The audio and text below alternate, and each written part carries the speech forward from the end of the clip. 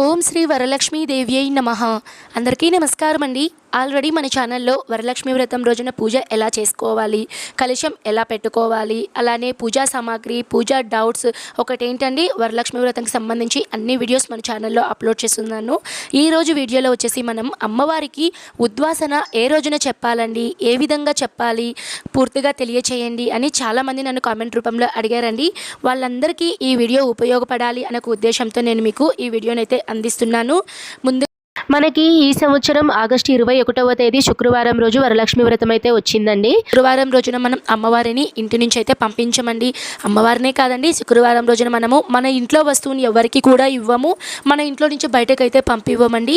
అలాగే మనము వరలక్ష్మి వ్రతం పూజ చేసిన రోజు సాక్షాత్తు అమ్మవారిని మనం ఇంటికి పిలిచి చక్కగా పూజ చేసుకొని అమ్మవారికి అన్నీ మనం ఘనంగా చేసుకొని శుక్రవారం రోజునైతే పంపించాం కదా అండి.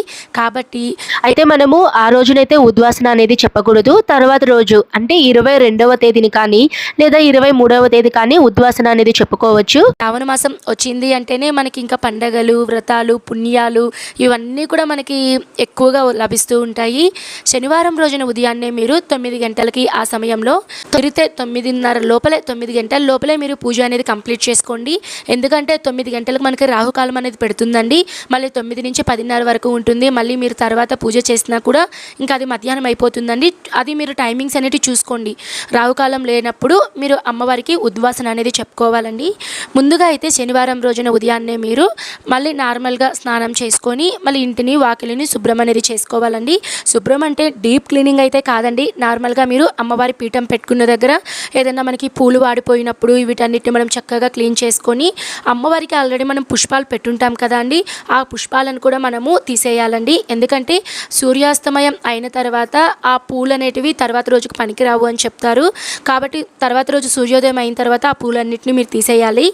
ఈ విధంగా పుష్పాలన్నిటినీ తీసేసుకోవాలండి. అలానే కలశం పెట్టిన వాళ్ళు కలశం మీద అమ్మవారికి పెట్టినటువంటి పూలమాల కానివ్వండి, పూలు కానివ్వండి, మీరు జాగ్రత్తగా అవన్నీ తీసేసి పక్కనైతే మీరు ఏదైనా కవర్లు అట్లా వేసుకొని ఎవరు తొక్కని ప్లేస్లో అయితే వేసుకోవాలండి.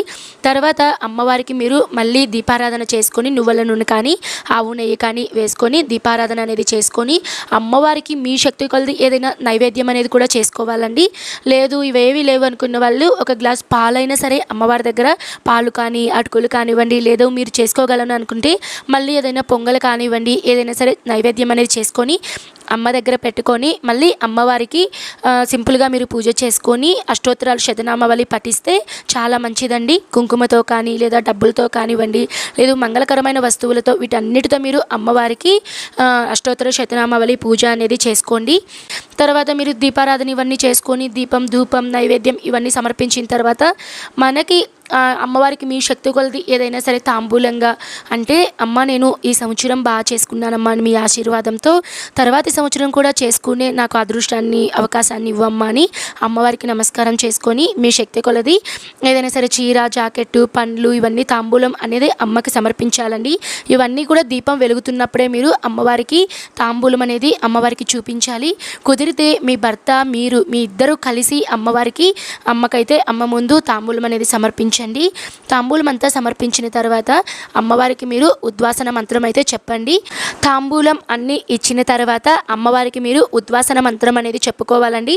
ఉద్వాసన మంత్రం నేను మీకు డిస్ప్లేలో ఇస్తున్నాను చూడండి, కింద డిస్క్రిప్షన్లో కూడా నేను మెన్షన్ చేస్తాను. ఉద్వాసన మంత్రం చెప్పుకున్న తర్వాత అమ్మవారిని కుడివైపు నుంచి ఎడమవైపుకి 3 సార్లు అయితే కదిలించాలండి. కలశం ఉన్నవాళ్ళు 3 సార్లు అయితే మీరు కుడివైపు నుంచి పైకి వెత్తి అలాగా మీరు 3 సార్లు అయితే అమ్మవారి కలశాన్ని అయితే కదిలించాలండి. తర్వాత కలశం కదిలించినంత అమ్మవారి ఫోటోని కూడా మీరు అలానే కదిలించాలి.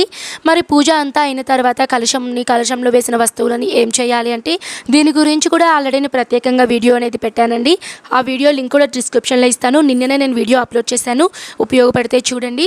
ఈ విధంగా అయితే మీరు ఉద్వాసన అనేది చేసుకోవాలండి. కొంతమంది ఉద్వాసన చేసేటప్పుడు కూడా వచ్చిన ముత్తైదువులకు వాయనం అనేది ఇస్తూ ఉంటారండి. అది మీ శక్తి కొలదండి, మీరు ఇవ్వాలి అని అనుకుంటే ఇవ్వచ్చు. అమ్మవారికి ముత్తైదువులకు వాయనం ఇచ్చిన తర్వాత అమ్మవారికి కొంతమంది ఎర్ర నీళ్ళు అనేటివి ఇచ్చి మంగళహారతి అనేది కూడా ఇస్తూ ఉంటారండి. ఒక 5 మంది ముత్తైదువులు కలిసి అమ్మవారికి మంగళహారతి కూడా ఇస్తూ ఉంటారు. అలా కూడా ఇవ్వచ్చండి, ఇలా కూడా చేసుకోవచ్చు.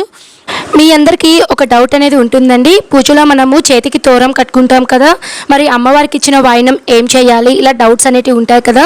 మీరు చేతికి కట్టినటువంటి తోరంని తర్వాత రోజు కానివ్వండి లేదా 3 days తర్వాత కానివ్వండి మీరు ఆ తోరంని తీసి ఎవరు తొక్కని ప్లేస్లో ఏదన్నా పారే నీళ్ళల్లో వేసేస్తే చాలా మంచిదండి.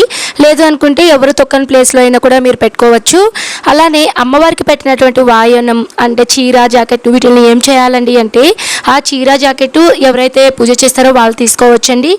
మీ అత్తగారైనా సరే తీసుకోవచ్చండి. లేదు ఇంటికి ఎవరైనా ముత్తైదు వస్తే మీకు ఇవ్వాలి అని అనిపిస్తే ఆ వాయనంని ముత్తైదువుకి అయితే ఇవ్వచ్చు. అందులో వేసినటువంటి ఈ ఐటమ్స్ ఉంటాయి కదా, తమలపాకులు, ఆకు, వక్క, ఇవి కూడా మీరే తీసుకోవచ్చండి. ఇదండి ఓవరాల్గా వచ్చేసి వరలక్ష్మి వ్రతం రోజున ఉద్వాసన అనేది ఏ విధంగా చెప్పుకోవాలి ఇవన్నీ కూడా క్లియర్గా తెలియచేశానండి. మీకు ఇంకా ఎవరికైనా ఏమైనా డౌట్స్ ఉంటే మీరు కామెంట్ చేయండి. ప్రతి ఒక్కరికి రిప్లై అనేది ఇస్తాను. సర్వే జనః సుఖినో భవంతు. స్వస్తి.